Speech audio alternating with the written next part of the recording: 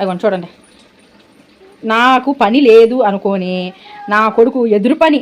జున్ను ఏం చేస్తున్నావు? ఏం చేస్తున్నావు? అక్కడ పెట్టావు కదా, మళ్ళీ ఎందుకు తీస్తున్నావు?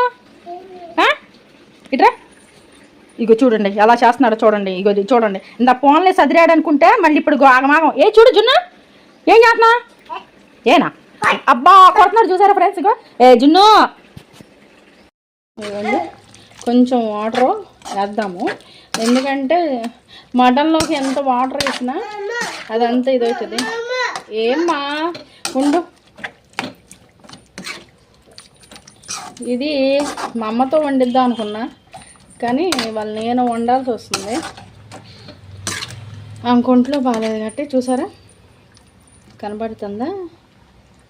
ఇదేనమాట, చూసారా స్మెల్ అయితే అదిరిపోయింది.